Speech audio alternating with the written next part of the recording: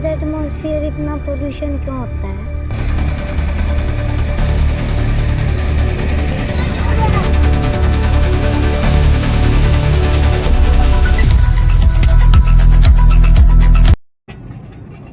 Atmosphere में इतना pollution क्यों होता है, मतलब वायुमंडल में इतना प्रदूषण क्यों आ जाता है दिवाली के बाद, ऐसा क्या होता है? ये बात है ना, क्यूरियोसिटी अच्छी है, सवाल पूछना चाहिए हर बच्चे को भी, और हर आदमी को जागरूक होना चाहिए कि दिवाली के बाद ऐसा क्या हो जाता है। तो इसमें अक्सर आप जब हम कोई भी समाचार पत्र पढ़ते हैं, दिवाली की छुट्टी होती है, दिवाली से अगले दिन जब हमारे हाथ में न्यूज़पेपर आता है, तब हम देखते हैं कि दिवाली की वजह से, आतिशबाजी होने की वजह से प्रदूषण का स्तर बढ़ा और सांस लेने में मुश्किल हुई, यानी कि एयर क्वालिटी इंडेक्स बढ़ करके इतना हो गया जिसकी वजह से सांस लेने में मुश्किल हो गई, क्योंकि बहुत सारे ऐसे माइनर पार्टिकल्स होते हैं जो हमारे सांस के थ्रू अंदर जाते हैं बॉडी में और जो हमारे फेफड़ों को भी नुकसान कर सकते हैं, ऐसा माना जाता है। ओके, और ये बात सच्चाई भी है। कोई भी टीवी न्यूज़ चैनल देखेंगे ना, उसके ऊपर भी इसी प्रकार की हेडलाइंस आपको चलती हुई नजर आएंगी, और आपको पोल्यूशन भी दिखाएंगे, साथ के साथ में इमेज दिखाएंगे पटाखे बजाते हुए की, आतिशबाजी करते हुए की, लेकिन साथ के साथ में कुछ चीज़ें और भी जोड़ी जाती हैं। ठीक है, अब तुम्हारा जो सवाल था कि प्रदूषण क्यों आया, है ना, दिवाली के दिन और दिवाली से पहले वाले दिन पटाखे खूब बजाए जाते हैं, जिसकी वजह से क्या होता है कि वायुमंडल में वो जो उसका धुआं है बारूद का जलने के बाद में वो रहता है। और वो रहता है क्यों है, क्योंकि इस वक्त आपने देखा होगा कि दिवाली के आसपास में रातें ठंडी होती हैं और लंबी भी होती हैं।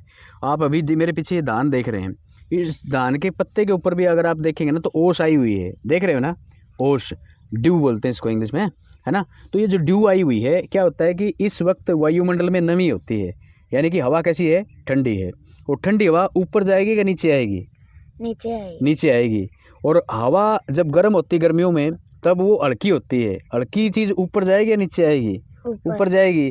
तो इसीलिए गर्मियों में वायुमंडल थोड़ा सा साफ नज़र आता है, क्योंकि जो हमारे जो पार्टिकल हैं, चाहे डस्ट है, चाहे ये आपका धुआं है, कुछ भी है, वो ऊपर चला जाता है। पापा वो पानी जैसे होता है, पानी में अगर कोई भारी चीज डाल लोगे तो वो नीचे जाएगा, और अगर कोई हल्की चीज डाल लोगे तो वो ऊपर आ जाएगी। ये हवा का ये तरीका है बेटा कि ठंडी हवा हमेशा नीचे आती है। तो इन दिनों में हवा ठंडी होती है, नमी भी होती है, तो वो क्या करती है कि नीचे की तरफ धकेलती है। जैसे ही पॉल्यूशन गया, डस्ट पार्टिकल ऊपर गए, तो वो हवा है ना ऊपर नहीं जाने देगी उसको, ठीक है, वो नीचे ही रहेंगे। तो इसलिए वो पृथ्वी की या धरती का जो हमारा निचली परत है उसी के अंदर आपको दिखते हैं, एक आवरण सा नज़र आता है आपको सुबह में और शाम को भी। ठीक है, और आपने दिवाली वाले दिन देखा भी होगा कि पूरा दिन सूरज नहीं दिखा था। इसकी वजह से क्या हुआ कि ठंडी हवा थी, नमी थी, और ये जो पोल्यूटेंट्स जितने भी थे, जो प्रदूषण हुआ है, वो सारा नीचे ही रह गया, जिसकी वजह से एक नीचे ही बादल से बन गए, और वो सूरज जो है ना अपनी किरणें यहाँ तक नहीं पहुँचा पाया, है ना, ये बात है। दूसरा, एक और चीज़ होती है कि पटाखे तो बजाए जाते हैं, साथ के साथ में कई ऐसी चीज़ें भी हैं जिसकी वजह से भी प्रदूषण होता है। जैसे आप तुम रास्ते में देखोगे ना कई जगह पे, तो कई रास्तों में आपको कंस्ट्रक्शन प्लांट मिलेंगे और मिक्सचर प्लांट मिलेंगे जो रोड वगैरह बनाते हैं। तो उसके लिए क्या होता है, उसमें इतना धुआं निकलता है कि अगर आप 100 दिन पटाखे बजाएंगे ना तो भी उसका एक दिन का धुआं ज़्यादा होगा। सोचो, और वो लगातार चल रहा है, और उसके ऊपर सरकार का या किसी भी कोई भी सामाजिक संगठन का ध्यान नहीं है। इवन देन जिस गांव के आसपास में लगे हुए हैं ना, उन गांव वालों को भी इसकी चिंता नहीं है, सब ऐसे ही चल रहे हैं, लोगों को वक्त नहीं है। और ये सोशल एक वर्क है जिसके अंदर चीज़ों को देखना चाहिए, लोगों को अवेयर करना चाहिए, लेकिन वो नहीं है, और गवर्नमेंट इस तरफ ध्यान नहीं दे रही है। अब एक एडवाइजरी और जारी होती है इन दिनों में कि धान की पराली जलाने से प्रदूषण इतना बढ़ गया, एयर क्वालिटी इंडेक्स इतना बढ़ गया। ये मानते हैं, प्रदूषण इसकी वजह से बढ़ा नहीं है, प्रदूषण इसकी वजह से बढ़ा है कि इस वक्त मौसम में नमी होती है, और जो भी धुआं या धूल जाएगा, मैंने आपको पहले बताया था, वो नीचे रहेगा, ऊपर नहीं जा पाता, इसलिए आपको प्रदूषण नज़र आता है। ठीक है, हालांकि ये बहुत हानिकारक है, आँखों के लिए भी, दमा के रोगियों के लिए भी, सांस की जिसका बीमारी है उसको बहुत ज़्यादा दिक्कत प्रॉब्लम करता है ये।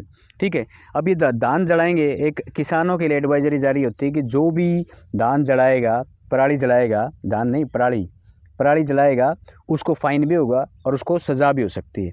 सैटेलाइट नज़र रख रहे हैं, लेकिन क्या, मैं यहाँ पर एक सवाल पूछता हूँ उनसे भी, तुमने देखे कंस्ट्रक्शन प्लांट या मिक्सचर प्लांट? देखें? Yes sir. कहाँ पे देखें? जब हम स्कूल में जाते हैं वहाँ पे 4-5 प्लांट आते हैं। आप कौन से स्कूल में पढ़ते हो? GVS इंटरनेशनल स्कूल दुबेटा ये इसका रास्ता कौन सा है? इसका बालावास से होकर दुबेटा जाता है। और यानी कि वो 3 से 4 किलोमीटर का रास्ता है। 3 किलोमीटर के अंदर 4 मिक्सर प्लांट लगे हुए हैं और वो इतना पोल्यूशन करते हैं कि नहीं करते? आप देखते हो। सर सुबह तो बहुत ज़्यादा होता है। सुबह इसलिए ज़्यादा होता है ना कि हवा में नमी होती है, वो नीचे रहता है सारा धुआं और वो गांव की तरफ फैलेगा। वह ऊपर न जा करके क्या करेगा, वो नीचे ही आएगा और नीचे नीचे क्या करेगा, नीचे धरती पे तो आएगा नहीं, वो फैलेगा। सर पिछली बार ठंड में तो है ना हमें ऐसा लगा कि है ना धुंध है, लेकिन वो धुंध नहीं था, वो धुआं था। यानी कि स्मोक प्लस फोग दोनों चीज़ें होती हैं। नमी भी होती है, स्मोक भी होता है, धूल भी होता है, उसके बाद स्मोक बनता है और वो स्मोक इतना खतरनाक होता है कि आपकी आँखों में जलन भी करेगा। आपको सांस लेंगे तो अंदर फेफड़ों तक भी नुकसान हो सकता है। दमा के रोगियों के लिए बहुत ज़्यादा दिक्कत पैदा कर सकता है। सांस की बीमारियाँ उससे हो सकती हैं और त्वचा के रोग पता नहीं कितने हो सकते हैं। तो ये वो स्मोक होता है। स्मोक का मतलब ये होता है स्मोक, फोग और प्लस धूल, धुआं, सब चीज़ें होती हैं उसके अंदर। तो ऐसी बहुत सारी गैसें हैं, कार्बन डाइऑक्साइड है, कार्बन मोनोऑक्साइड है, नाइट्रेट्स ऑक्साइड है, या और जो अलग अलग प्रकार की गैसें रिलीज होती हैं वो एटमॉस्फेयर में जाती हैं, जिसकी वजह से ये आवरण बनता है। ये चीज़ें होती हैं, ठीक है। आप नमी देख पा रहे हो इसकी वजह से, तो इन दिनों में ये नमी नीचे की तरफ आती, ठंडी हुआ, ठीक है। लेकिन मैं तो ये कहता हूँ कि सरकार को उन चीज़ों के ऊपर भी ध्यान देना ज़रूरी है जो खास करके माइनिंग होती जहाँ पर, या जहाँ पर धूल का कोई ऐसी सोर्स हो जिसकी वजह से धूल ज़्यादा उड़ती हो, या कोई ऐसा कंस्ट्रक्शन प्लांट या मिक्सचर प्लांट है जो रोड बनाते हैं, उनके ऊपर विशेष निगरानी रखनी, या जो ईंट भट्ठे हैं उनके ऊपर भी निगरानी रखनी ज़रूरी है। तब जाके बात बनेगी, ठीक है। तब वो सैटेलाइट कहाँ गए? धान की पराली जला रहे हैं, उन किसानों के ऊपर वो सैटेलाइट घूम रहा है, लेकिन उसके पास में ही है ना चिमनी है, ईंट भट्ठे हैं, या फिर जो मिक्सर प्लांट है जो बिल्कुल नीचा है, वो इतना धुआं निकल रहा है, उसके ऊपर किसी का ध्यान नहीं है। वो सैटेलाइट कहाँ गए भाई फिर? तो ये सवाल है बड़ा, ठीक है ना, ये एक अलग बात है। इस वक्त एग्रीकल्चर में क्या चल रहा है? एग्रीकल्चर का जो मौसम है इस वक्त, रबी का सीज़न शुरू हो गया, समझ लो आप, ठीक है। तो इस वक्त खरीफ की फसल है धान और कपास, ये 2 ही फसल बची हुई हैं। गवार भी कट चुका है, बाजरा भी कट चुका है, मूंग भी कट चुका है, समझ गए। लेकिन अब ये धान बचा हुआ है, जिसको ये 5-7 दिन के अंदर इसको काट देंगे, फिर इसको झाड़ देंगे, फिर इसको मंडी में बेच देंगे, और इसके बाद में इस खेत को कल्टीवेट करके फिर हम रबी की फसल इसमें बोएंगे, खास करके गेहूँ, ठीक है। गेहूँ उत्तर भारत की एक मुख्य खाद्य फसल मानी जाती है भाई, खाने वाली, ठीक है। खाने वाले भी है और वो पशुओं के चारे के लिए भी है, इसलिए इसको बोलते हैं फूड एंड फोडर क्रॉप्स, समझ गए। इसी प्रकार से कपास है, कपास को भी काट देंगे और काट करके उसमें गेहूं की बिजाई करेंगे, ठीक है। इसके बाद में एक फोडर क्रॉप्स होती है बरसीन या जई। बरसीन या जई में क्या करते हैं, वो सिर्फ पशुओं के लिए, चारे के लिए होती है, हरे चारे के लिए फसलें वो होती हैं, वो भी तैयार होती हैं इस सीज़न में। जो भी होता है इस सीज़न में, ठीक है। चना भी इस सीज़न में होता है, जो थोड़े दिन बाद में उसकी बिजाई कर देंगे। सरसों बीजी जा चुकी है, या कुछ किसान भाई हैं वो अभी कर रहे हैं इसका बिजाई, ठीक है। अब धान के बारे में बताइए। धान जो है पापा, अब धान के बारे में बताइए, धान कैसे उगाई जाती है और क्या प्रोसेस होता है इसका? पहली बात तो ये है कि धान उगाई नहीं जाती, धान लगाई जाती है, ठीक है। ये प्लांटेशन एग्रीकल्चर का एक पार्ट है। प्लांटेशन एग्रीकल्चर का मतलब होता है रोपण कृषि, जिसका एक अलग क्यारी में पहले पौध तैयार की जाती हैं, और उसके बाद वो जो पौध तैयार हो जाती है, बड़ी हो जाती है, तब उस पौध को वहाँ से उखाड़ करके किसी दूसरी खेत के अंदर उसको लगाया जाता है।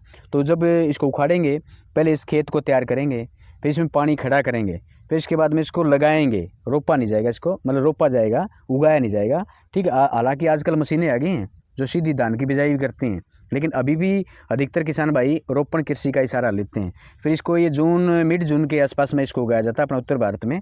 फिर ये जुलाई है, अगस्त है, सितंबर है, और अक्टूबर के लास्ट तक ये इसका निकल करके फारिग हो जाता है, और इसके बाद में इसमें रबी की फसल बोई जाएगी, गेहूं की खास करके, ठीक है। धान हरियाणा में कब से बोने लगे थे पापा? वैसे तो देखा जाए ना, धान हरियाणा की फसल है ही नहीं। धान को कितनी बारिश चाहिए? 100 सेंटीमीटर। 100 सेंटीमीटर एनुअल रेनफॉल जहाँ पे होती है ना, वार्षिक वर्षा, वहाँ पे धान उगाया जाता है। तो हरियाणा में तो एनुअल रेनफॉल इतनी होती ही नहीं। लेकिन पंजाब और हरियाणा ये 2 ऐसे स्टेट हैं जिसमें कई जगह पर पानी के अपने पास में दूसरे ऑप्शन हैं। इसकी वजह से धान हमारे यहाँ लगाया जाता है। जैसे नहरें हैं अपने यहाँ पे, ट्यूबवेल हैं अपने यहाँ पे, जिसकी वजह से हम धान लगाते हैं और मानसून में बारिश हो ही जाती है, फिर इसलिए हम धान उगाते हैं। अदरवाइज़ ये एरिया धान के लिए नहीं है अगर बारिश का वितरण देखा जाए उसके हिसाब से, तो समझ गए। लेकिन पश्चिम बंगाल है, उड़ीसा है, कई जगह पे 3-3 फसलें लेते हैं धान की, क्योंकि धान यानी कि जो चावल है ना, चावल पूरे इंडिया में सबसे ज़्यादा खाई जाने वाली फसल है। ठीक है पापा, आपने बहुत अच्छी जानकारी ली है, उसके लिए थैंक यू। अब बहुत बहुत धन्यवाद, तेरा भी सवाल पूछने के लिए भी धन्यवाद है ना। सवाल पूछने वाले के लिए भी धन्यवाद होता है। क्यूरोसिटी माइंड में रहनी चाहिए। आप भी अपने बच्चों से सवाल करिए, आप भी अपने बच्चों को ये चीज़ें बताइए। थैंक यू, धन्यवाद।